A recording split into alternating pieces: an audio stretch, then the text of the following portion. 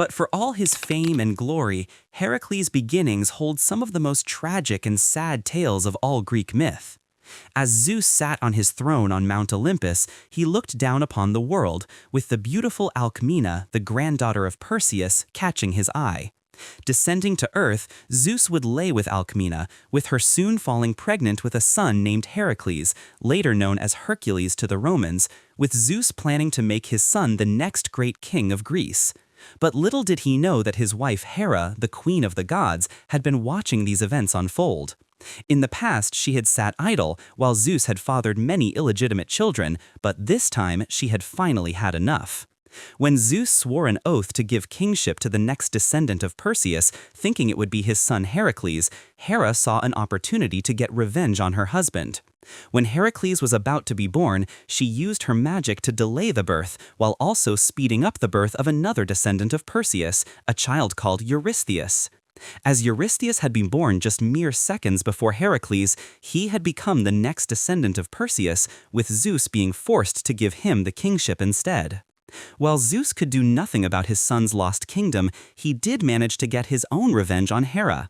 After Heracles was born, Zeus brought him up to Hera's bedchamber on Olympus.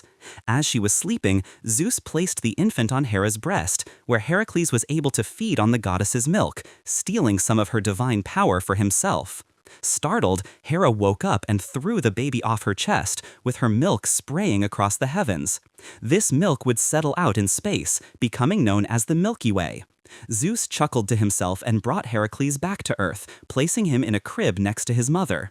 Back on Olympus, Hera was furious. This was too great an embarrassment for her to ignore, and so, in an attempt to kill Heracles, she sent 2 snakes into his crib. To her surprise, Heracles just giggled and grabbed a snake in each hand, strangling them with the strength he had just stolen from her. Hera looked down at the scene in rage, vowing to make Heracles' life as difficult as possible. Youth and the madness of Hercules. Growing up, Heracles received an education from some of the most renowned masters of Greece, in all things from archery to music. One thing that became clear from a young age was that Heracles had a very short temper. This, combined with his supernatural strength, made him dangerous to both his friends and enemies alike. Linus, his music teacher, found this out the hard way when he was teaching the young hero to play an instrument called the lyre.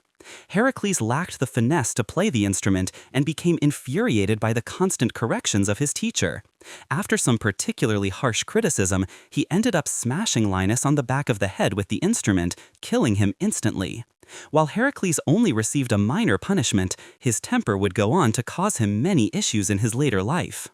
Upon reaching manhood, Heracles would marry the Theban princess Megara, with the pair having 3 children together. However, Heracles' good fortune was not looked upon favorably by Hera, who still harbored resentment for her husband's illegitimate son. Not only was he now married, but he was also in line to become the next king of Thebes. Hera would now act on the vow she had taken all those years ago. Heracles' happiness could not continue.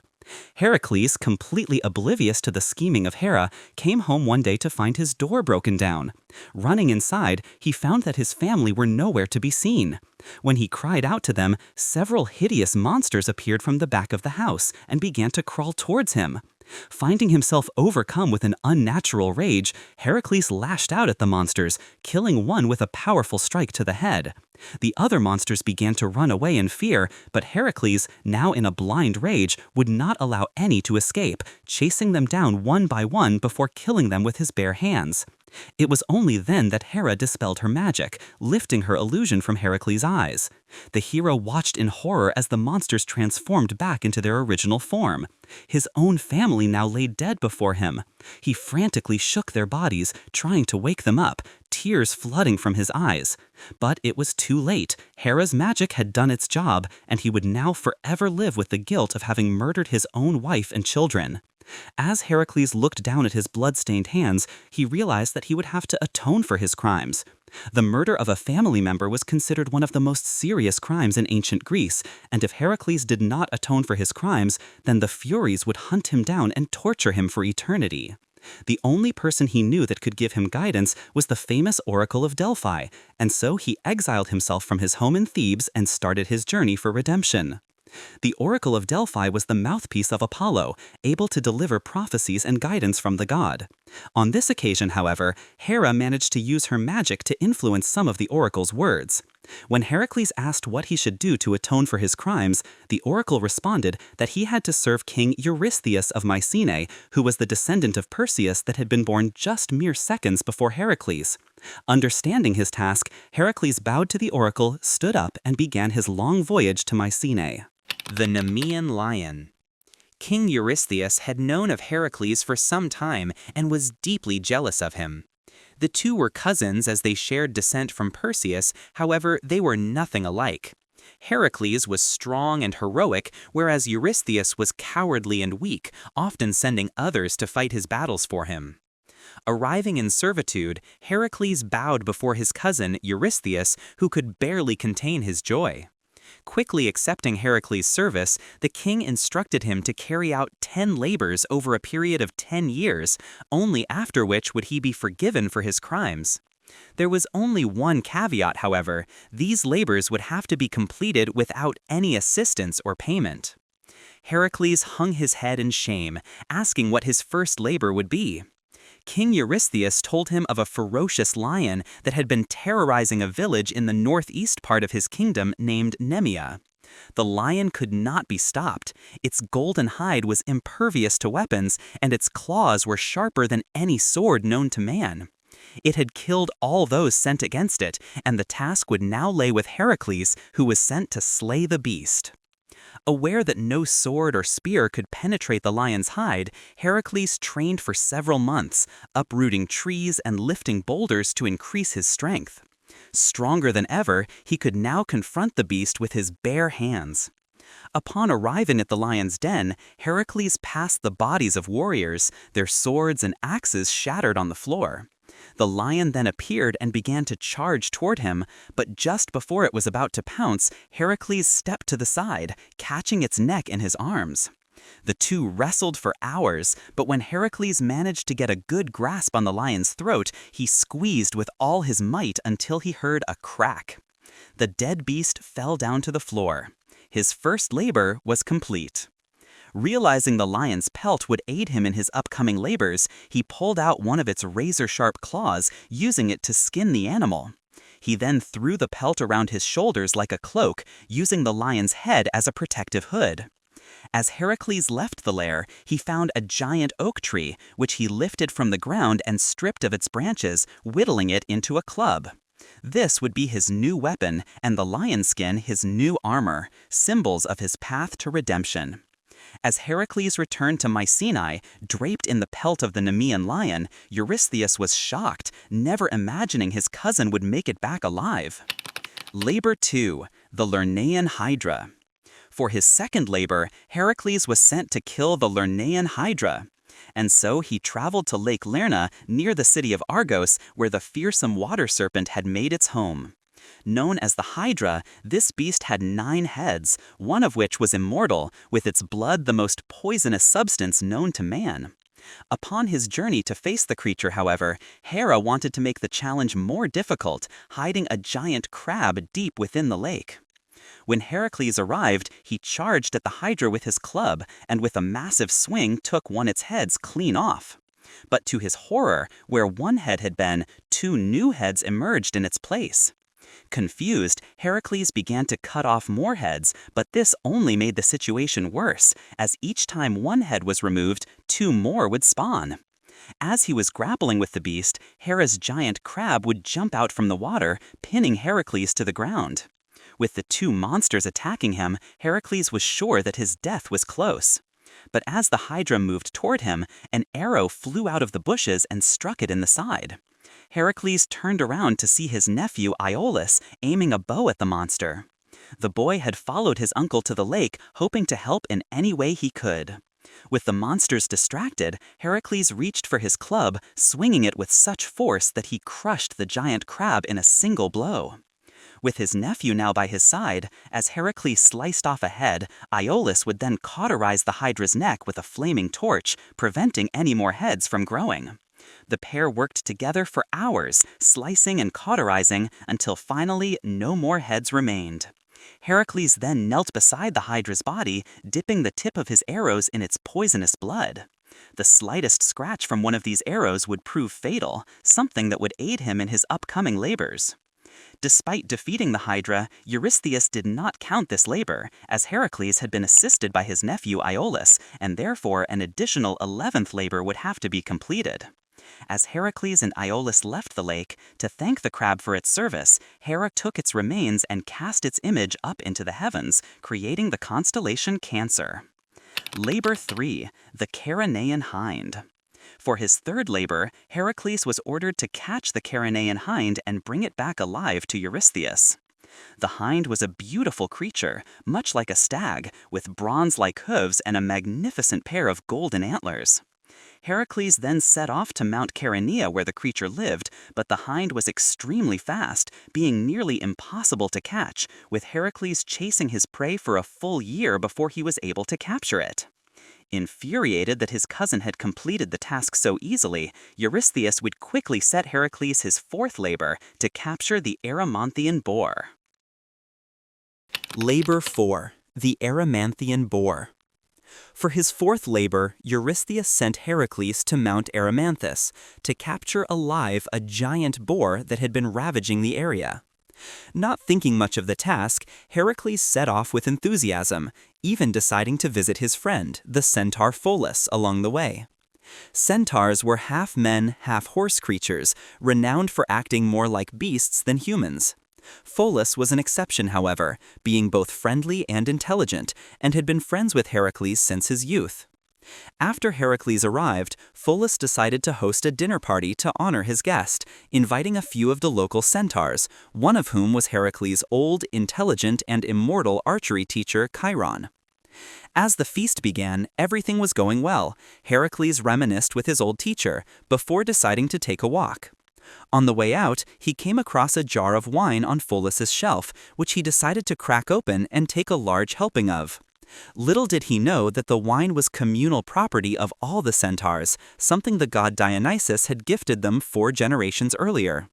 The wine also had a powerful odor that the centaurs could smell for miles around. As Heracles returned, he was confronted by a huge crowd of centaurs demanding to know why he had drunk their sacred wine. His friends Pholus and Chiron tried to calm down the other centaurs, but the situation soon got out of hand as the whole tribe had arrived, drawn by the wine's odor. Enraged, the centaurs tried to kill Heracles, but despite their numbers, they were unable to overpower him. In defense, Heracles began shooting them with his arrows coated in the poisonous Hydra blood, killing many, with the rest then fleeing. Unfortunately, in the chaos, Heracles had accidentally shot his old teacher Chiron, who fell down screaming in agony. As he was immortal, the wound did not kill him, but with the Hydra's poison coursing through his veins, he would spend an eternity in pain. Zeus, however, had watched the events unfold and decided to take pity on the old centaur, taking Chiron's spirit and casting it up into the heavens, creating the constellation Sagittarius. Confused as to how such a small arrow had killed the other centaurs, Pholus picked an arrow up from the ground. As he lifted it up to his face to take a closer look, the arrow slipped from his fingers, landing on his hoof, with the poison killing him within seconds. After chasing the other centaurs away, Heracles returned, but when he found that he had killed both his friend and his teacher, he was overcome with shame and regret. But unknown to Heracles, a centaur called Nessus was able to survive the massacre, running far into the mountains, where he would spend over a decade planning his revenge on the hero. Heracles completed his actual labor with ease, chasing the boar into deep snow, where he bound it in chains to bring back to Eurystheus. Upon seeing the giant monster, Eurystheus was petrified, quickly jumping into a large storage jar, refusing to come out until Heracles removed the boar from the room. Heracles could barely hide his amusement, but did as he was told and set the boar free. King Eurystheus then crawled out of the jar in embarrassment and quickly sent Heracles on his 5th labor. Labor 5, the Augean Stables. For his 5th labor, Heracles was tasked to clean the Augean Stables in a single day, using only his hands and without any assistance. Eurystheus believed the task to be impossible, sending Heracles on his way, believing failure was certain. The stables belonged to King Augeas from the neighboring kingdom of Elis. They housed 3,000 immortal cattle and had not been cleaned for 30 years. The stables were so overrun with animal dung that in some places the filth had piled several meters high, and no one dared approach them due to the awful smell. Upon arriving in Elis, Heracles visited King Augeas, who promised the hero 1/10 of the immortal herd as a reward if he was able to clean the stables before nightfall. As he made his way over to the stables, Heracles was bombarded with a horrid smell. It was even larger and more filthy than he had imagined, spanning the length of a small city. After taking a look around, Heracles himself thought the task impossible to complete. He instead headed to the nearby rivers Alpheus and Peneus, which he hoped would do the job for him. Obeying the restrictions Eurystheus had given him, Heracles used no tools, instead using his bare hands to dig a canal which flowed from the rivers down into the stables. Once completed, a great torrent of water came flooding into the stables, washing away years of filth in an instant. The water continued to flow into the surrounding farmland, fertilizing the fields with an enormous amount of manure. This caused celebration in Elis, with the people cheering for Heracles as their farms were to prosper for years to come. Heracles would mark this occasion by creating the famous Olympic Games, which would occur every 4 years in Elis. But not all was well, as Eurystheus would refuse to count this labor as one of the 10, as he claimed the task had been accomplished for payment in the form of a portion of the immortal herd. An additional labor would therefore be added to his service, bringing the new total now to 12 labors. Labor 6. The Stymphalian Birds. For his 6th labor, Heracles was tasked with driving away a flock of man-eating birds from Lake Stymphalis. These birds were sacred to Eris and sported iron beaks capable of tearing through the toughest of armor. The birds were the size of herons and excreted poisonous droppings, rendering the surrounding area uninhabitable. Upon arriving, Heracles would find a pair of giant bronze rattles that had been placed on the fallen trunk of a willow tree by Athena. Thanking the goddess for her aid, Heracles would begin to shake the rattles, with the noise they produced causing the birds enormous pain, with hundreds of them rising from the lake forming a great flock above. Heracles then took his aim, shooting down as many as he could, until finally those that had survived fled the lake, with his 6th labor now complete. Labor 7. The Cretan Bull. When King Eurystheus saw his cousin returning successfully yet again, he realized that he had exhausted all of the difficult tasks within his kingdom. Needing more time to come up with one, he sent Heracles to Crete, an island near the Greek mainland, where King Minos would give him his next labor. King Minos had been gifted a beautiful white bull from the sea god Poseidon, with the expectation that he would sacrifice the bull in Poseidon's honor. Instead of doing this, however, King Minos decided to keep the bull for himself, thinking it too beautiful to kill. In revenge, Poseidon made the king's wife fall in love with the bull, with this union eventually leading to the birth of the half-man, half-bull creature known as the Minotaur, a creature that King Minos kept in a labyrinth beneath his palace. After the bull impregnated the king's wife, Poseidon turned it mad, with the bull running around Crete, destroying everything in its path. While Heracles was not destined to kill the Minotaur beneath the palace, that was a task destined for the hero Theseus, King Minos did want Heracles to capture the mad bull that was causing havoc in his kingdom. Accepting the challenge, Heracles went to confront the bull, and when the beast charged at him, Heracles would grab it by the horns and wrestle its head into the ground. After many hours had passed, the exhausted bull would finally submit, with Heracles then jumping upon its back. As the bull was a child of Poseidon, it could walk on water, and so Heracles would ride it across the seas to Mycenae to show Eurystheus proof of his achievement. With his task complete, and not wanting to kill an animal sacred to Poseidon, Heracles released the bull outside of the palace, where it went on to rampage the Greek mainland until it was finally, many years later, caught and killed by the hero Theseus. Labor 8. The Mares of Diomedes.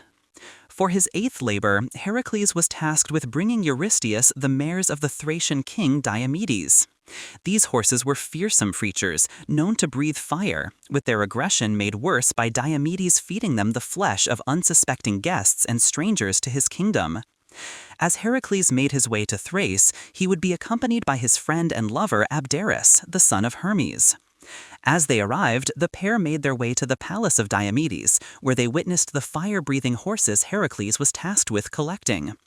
The mares were bound to the palace wall with cast-iron chains, put on display for all to see, thrashing around and foaming at the mouth. But as he entered the palace to meet with King Diomedes, a foul-looking man with a nauseous stench, Heracles would hear a terrible scream behind him. Rushing out to see what had happened, Heracles would watch in horror as the horses ripped into the corpse of his young lover Abderus, who had gotten too close to them in his curiosity. Filled with rage, Heracles charged back into the palace, killing the guards and grabbing Diomedes by the hair, dragging him outside. Giving the king a taste of his own medicine, Heracles threw Diomedes to the monsters, who began to devour their master. The flesh of Diomedes was so foul, however, that the horses stopped eating him halfway through, forever put off the taste of human flesh. With the horses now docile, Heracles grabbed their chains and brought them back to Eurystheus, his task now complete. Labor 9, the Girdle of Hippolyta. For his 9th labor, Heracles was tasked to retrieve the Girdle of Hippolyta, a gold and leather belt that ensured victory in battle. It belonged to Hippolyta, daughter of the war god Eris and queen of the Amazons, a race of warrior women who could fight better than almost any man, with them routinely raiding local tribes to assert their dominance. So Heracles set off east, bringing with him a small band of warriors in case he had to fight the Amazons. However, on arrival, Heracles was surprised by the Amazons' hospitality, with Hippolyta herself taking a keen interest in him. Having heard of his famous labors and overcome by lust, Hippolyta would give him her girdle as a sign of her interest. But Hera, watching from Mount Olympus, could not believe her eyes. The task was going too well, and so to make this labor more difficult, she decided to intervene.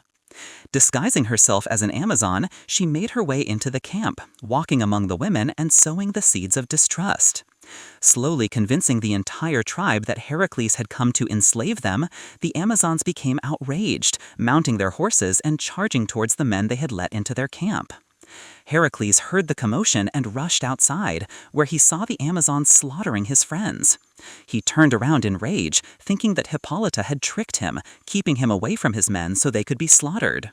Before the queen could explain, Heracles lifted his club and struck her dead, her girdle not protecting her as she had already given it to him. Heracles then ran outside, striking down any Amazon who challenged him. He managed to save a small handful of his companions, and the group hastily left the camp, heading home to Mycenae. Eurystheus had grown tired of Heracles beating any task laid before him, and so decided to send him to the farthest place he could think of, the island of Erythea. Labor 10, the Cattle of Geryon. For his 10th labor, Heracles was sent to Erythea to steal the cattle of a 3-headed giant known as Geryon. Heading southwest, he traveled along the African coastline, but it did not take long for Heracles, unused to the intense and scorching heat of the continent, to become annoyed with the sun itself. Halfway across the Libyan desert, he took out his bow and threatened to shoot the sun with one of his poisoned arrows if it continued to torment him. Quite distressed at this, the sun came down in its human form as the god Helios, begging Heracles not to shoot him. He promised to shine less intensely while Heracles was on his journey, also offering to give the hero his great golden cup, a vessel shaped like a water lily, that Helios used to sail around the ocean at night. Finally reaching the island of Erythea, Heracles was quick to see the herd of cattle he had to steal, along with Geryon, their giant 3-headed owner. But wanting to be done with his task quickly, Heracles didn't even bother to fight the giant, instead shooting Geryon with a poisoned arrow, killing him within seconds. Heracles then herded the cattle into Helios' cup and sailed home to Mycenae, where he delivered them to Eurystheus. Labor 11, the Apples of the Hesperides. For his 11th labor, Heracles was tasked with traveling to the garden of the Hesperides, the daughters of the night, and collecting the golden apples that grew on a tree there which granted immortality to anyone who ate them. Not only was the location of the garden unknown, but Hera had sent a 100-headed dragon called Ladon to guard the tree from which the apples grew. As Heracles set off to find the mythical garden, he first visited the Titan Prometheus, who he thought would know of its location. Prometheus, the creator of mankind, had been chained to the side of a mountain after stealing the fire of the gods to give to humanity. And by the time Heracles found him, this cycle of punishment had been going on for centuries. Taking pity on Prometheus, Heracles broke his chains and set the Titan free, finally bringing an end to the torment, with Prometheus then happily sharing the garden's location. However, he also warned Heracles that no mortal could pick the golden apples from the tree. Instead, he suggested that Heracles seek help from the Titan Atlas, as he lived near the garden. Following Prometheus' advice, Heracles would seek out Atlas, who was not difficult to find due to the Titan's immense size. Atlas had fought against the Olympians in the war between the gods and the Titans, but as he was defeated, Zeus forced him to hold up the sky for eternity as punishment. Approaching the Titan, Heracles explained his situation and offered to make a trade. He would temporarily hold up the sky and give Atlas a much-needed break, and in exchange, Atlas would collect the golden apples. Thankful to be free of his burden, even for a short time, Atlas accepted the deal and went to collect the apples, transferring the weight of the heavens onto the shoulders of Heracles. Though he had achieved the impossible before, even Heracles struggled to bear the immense weight he now had to hold. As time went on, his muscles began to cramp, his body began to shake, and he contemplated whether this would be the task that would finally break him. As the sun began to set, Atlas finally returned with a basket full of golden apples. With a grunt of relief, Heracles thanked the Titan, moving to give him back the sky. Not wanting to take it back, Atlas offered to take the apples to Eurystheus himself, promising he would return and bear the weight of the sky once more. But Heracles would not be fooled. He thanked the Titan for his generous offer to deliver the apples, and offered to hold the sky for a little longer, but asked if Atlas would take the sky back just for a moment so he could put on his pelt to cushion his shoulders and head. Knowing the pelt would make a great difference and none the wiser, Atlas placed the apples on the ground and took back the sky from Heracles. As soon as he was free, Heracles picked up the apples and bid Atlas farewell, quickly returning them to Eurystheus to complete his labor. Atlas was enraged, cursing at the hero as he left, with his roars shaking the ground for miles around. As decades passed and then centuries, Atlas would become a part of the world itself, being transformed into stone, with his giant remains becoming known as the Atlas mountain range of North Africa. Labor 12. The Capture of Cerberus. For his 12th and final labor, Heracles was tasked with capturing Cerberus, the three-headed dog that guarded the gates of the Underworld. Descending to the Underworld and approaching Hades and Persephone, Heracles would explain that he had been tasked with collecting Cerberus as his final labor. Knowing that helping Heracles would infuriate Hera, who had always looked down on him, Hades allowed Cerberus to be taken, but two conditions had to be met. First, Heracles must use no weapons to capture Cerberus, and second, once his task was complete, Cerberus must be returned. Agreeing to the terms, Heracles set out to face the beast. Just as he had done with the Nemean Lion and the Cretan Bull before, Heracles grappled with the dog, wrestling it for hours until the beast was utterly exhausted. With his club in one hand and Cerberus in the other, he dragged the dog by its chains and made his way back to the realm of the living. Heracles then delivered Cerberus to King Eurystheus, who once again chose to cower in his jar, a now permanent installation next to his throne. The king poked his head out of the top of the jar and, while shaking in fear, agreed to release Heracles from his servitude, granting him pardon for his past crimes. Heracles was filled with joy. He had finally atoned for his crimes and was to be a free man. But before embarking on his next journey, he fulfilled his promise and returned Cerberus to the land of the dead. The Death of Hercules. Heracles took some time to celebrate when he returned, enjoying all the pleasures of a free life. He was now a well-renowned hero and had admirers wherever he went. He would go on several more adventures, even joining the hero Jason and the Argonauts on their quest for the Golden Fleece. Heracles soon found another lover, taking the beautiful Deianira as his wife. However, as the newlywed couple were making their way to their home in the city of Tiryns, they came across a rapid river that they had to pass. On the other bank stood a centaur, who made his way over and offered to carry Deianira across on his back. Heracles accepted the offer, not recognizing the centaur as Nessus, the sole survivor of the massacre Heracles had committed against the centaur tribe on the way to his fourth labor. Nessus had been plotting his revenge against Heracles for over a decade, with him now seeing the perfect opportunity to execute his plan. As soon as Nessus reached the other side of the river, he threw Deianira to the floor and attempted to violate her. Seeing this from the other bank, Heracles pulled out his bow and shot Nessus through the chest with a poisoned arrow, sending the centaur to the ground in agonizing pain. In his last breaths, Nessus apologized to Deianira and offered her a gift as a means of apology. He claimed that his blood had magic love properties, telling Deianira to discreetly collect it up in a vial in case Heracles ever fell in love with another woman. As Nessus finally died, Deianira collected up his blood, keeping it hidden in case she ever needed to win Heracles back. Little did she know that she had just begun the chain of events that would lead to the death of her husband. The couple lived happily in Tiryns for a time and had several children. However, after a few years, Heracles became tired of such a peaceful life and craved some of the action of his youth. Seeking some adventure, he left his family behind and set out to the kingdom of Oechalia, where his old archery tutor, Eurytus, ruled as king. Once he arrived, it only took a few days for Heracles to fall in love with the daughter of King Eurytus, a woman named Iole. Winning her affections, Heracles would take Iole home to the city of Tiryns, where his children and wife Deianira were living. While Deianira was initially happy to see her husband return, she became worried when she saw him arrive with another woman, suspecting that he had been unfaithful. In her desperation to win Heracles back, Deianira retrieved the blood of the centaur Nessus that she had been hiding, hoping that its love properties would help her. She smeared the blood on a robe, which she then gifted to Heracles, asking him to wear it to dinner that evening. When Heracles put the robe on later that evening, he immediately knew that something was wrong.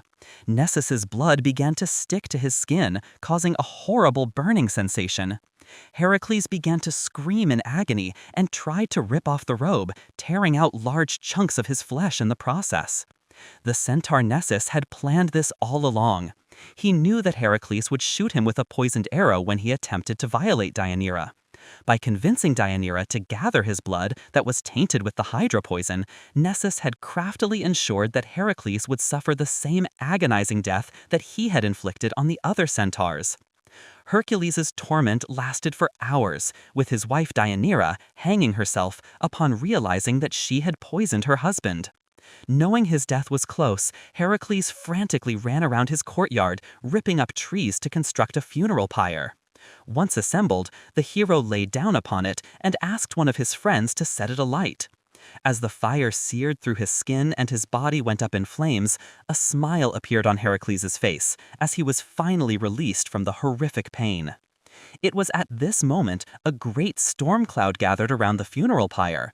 In the cloud sat Zeus, who watched as the mortal part of his son burned away. The god then grabbed Heracles' spirit, taking his son up to Olympus, where he transformed him into an immortal.